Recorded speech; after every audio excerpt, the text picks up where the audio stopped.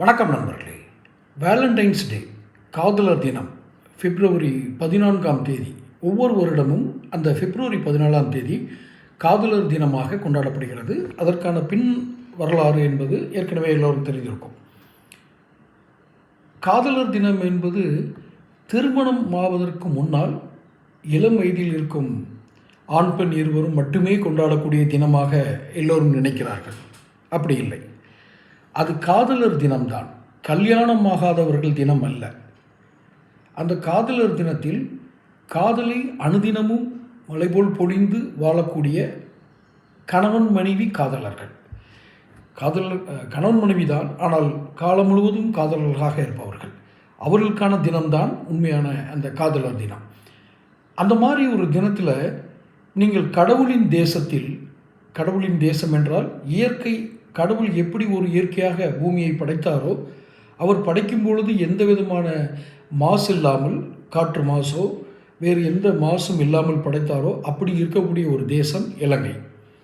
அந்த இலங்கையில் காதலர் தினத்தை கொண்டாடக்கூடிய குறிப்பிட்ட சில பகுதிகள் இருக்கின்றன. அதற்கான சுற்றுலா ஏற்பாடுகளை அங்கிருக்கும் ட்ராவல் ஏஜென்ட்னு சொல்லுவாங்க இல்லையா, பயண ஏற்பாட்டாளர்கள் செய்திருக்கிறார்கள்.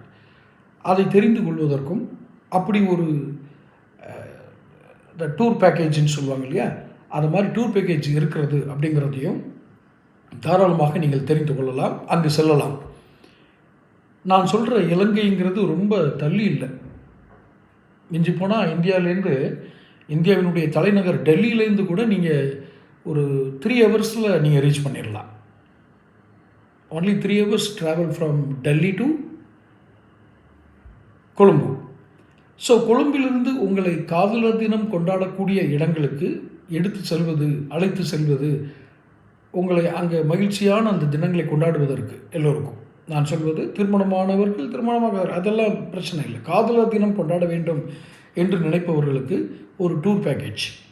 அதை பற்றி விவரங்கள் தெரிந்து கொள்ள வேண்டும் என்றால் உங்களுடைய வாட்ஸ்அப் எண்ணை கமெண்ட் பாக்ஸில் போடுங்க. அந்த டீட்டெயிலாம் அனுப்பிச்சி விட்றோம். அல்லது என்னுடைய கம்யூனிட்டி இது இருக்கு இல்லையா, போஸ்ட், அதில் இருக்கும், டீட்டெயில்ஸ் இருக்கும், அதில் நீங்கள் தொடர்பு கொள்ளலாம். மேலும் இதை பற்றி இது என்ன காஸ்ட் ஆகும், எதுக்காக இருந்தாலும் ஒரு வேலைன்னு ஒன்று கொடுக்கணும்ல. ஸோ என்ன காஸ்ட் ஆகும், எப்படி என்னென்ன இடங்களுக்கு அழைத்து செல்வார்கள் அங்கே இருக்க பயண ஏற்பாட்டாளர்கள், நாங்கள் எப்படி அணுகுவது, இது போன்ற கேள்விகளுக்கு தான் நீங்கள் உங்களுக்கு அது வந்து சேர்கிறதுக்கு கமெண்ட் பாக்ஸில் உங்களுடைய காண்டாக்ட் டீட்டெயில்ஸ், வாட்ஸ்அப் நம்பர் போடுங்க. நிச்சயமாக உங்களுக்கு விவரங்கள் அனுப்பி வைக்கப்படும். தொடர்ந்து பேசுவோம். சேனலை சப்ஸ்கிரைப் பண்ணிக்கோங்க.